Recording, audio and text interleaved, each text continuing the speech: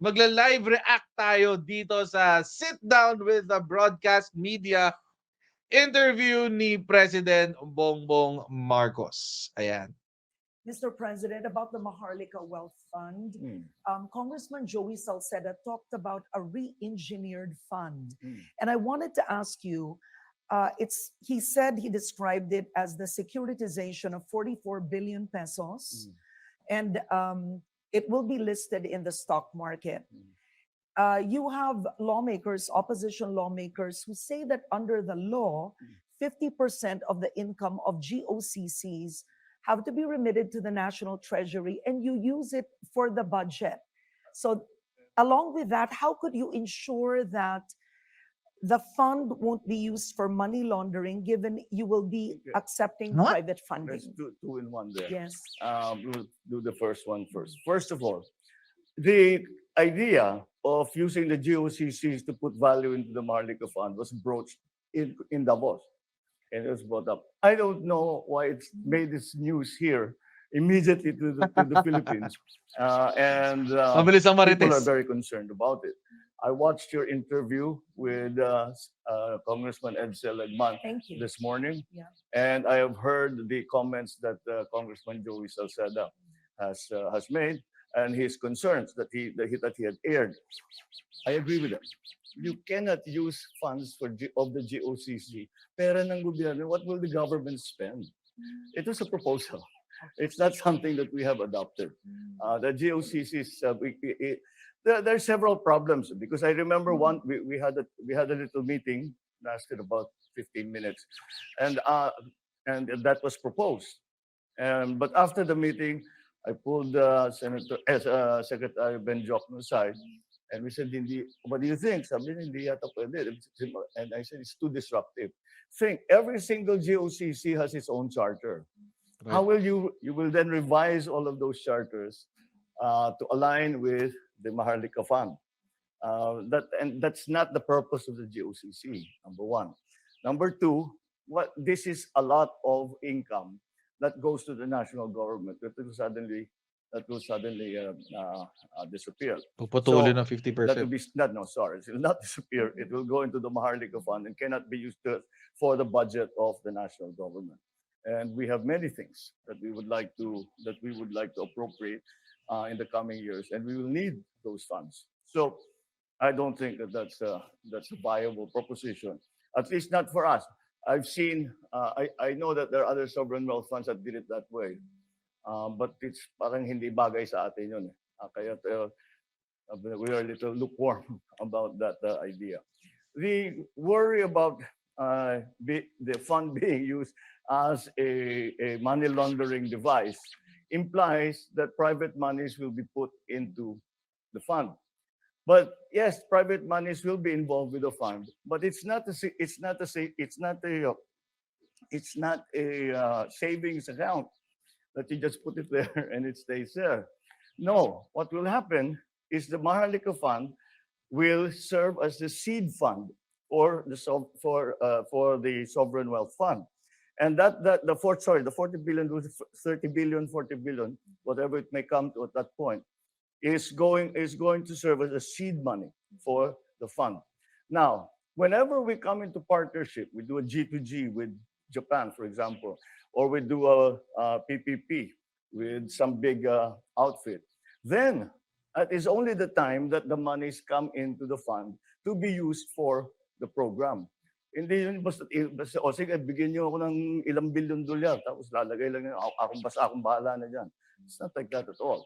And in fact, even on our end, we will only deploy funds when there is a very specific project to be paid for.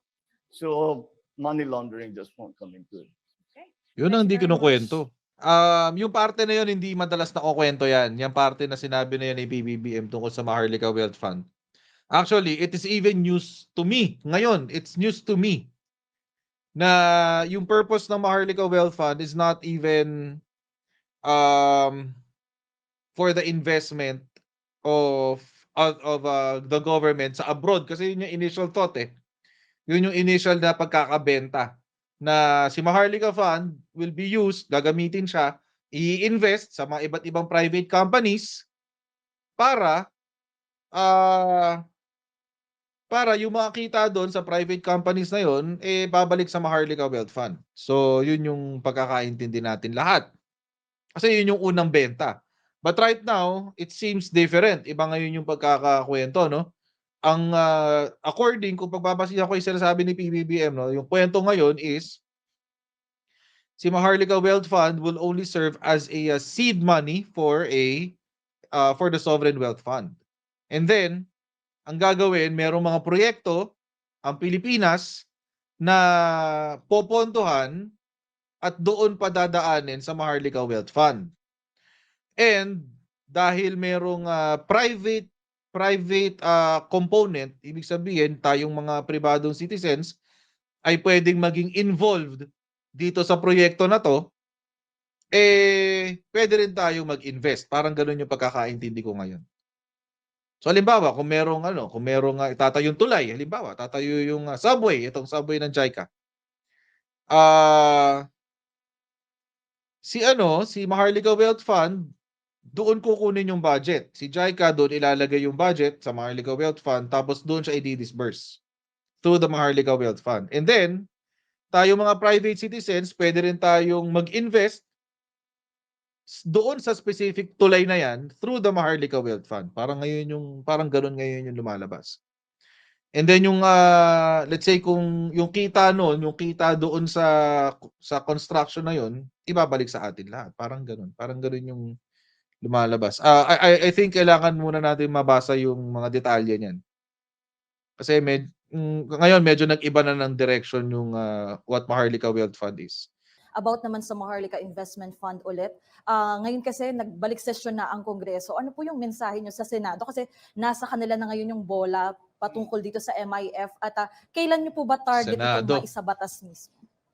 Ang message ko sa Senado, suriin ninyo na mabuti para maganda yung batas natin. Suriin ninyo na mabuti. Siyempre, mas maganda na matapos sa lalong madaling panahon. Pero hindi naman dapat imadali dahil napaka-importante lahat ng mga bawat salita na ilalagay mo doon sa batas na yun. May kabuluhan yun. Hindi mo basta't pwedeng, tama na yan, okay na. Kailangan talagang pag-aralan na mabuti. Malaki naman ang tiwala ko sa mga senador. Alam naman nila yung kanilang trabaho. Pag-aaralan talaga nila na mabuti yan. And that's the process. Tama yun.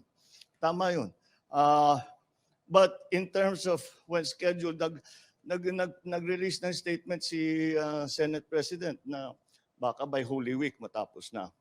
Maganda yun. That would be good. But ako sa akin, mas importante na maging tama kaysa maging mabilis. So kailangan gawin nating tama. Kahit na lahat naman masyadong matagal eh. Pero basta makuha, we have to get it right. We cannot make that getting it wrong would be a very bad mistake. Okay, maraming salamat po, sir. Okay, so kung kayo po ay nasa US, UK, Canada, Italy, France, Spain at Ireland, gamitin niyo na po ang SendWave sa inyo pong mga remittance needs. Dahil kapag nagpadala po kayo through SendWave, wala po yung fees. Wala po yung remittance fees, mga kotsero. Kaya yun, no, gagawin nyo lang, i-download nyo lang ang SendWave app sa Apple App Store at sa Google Play.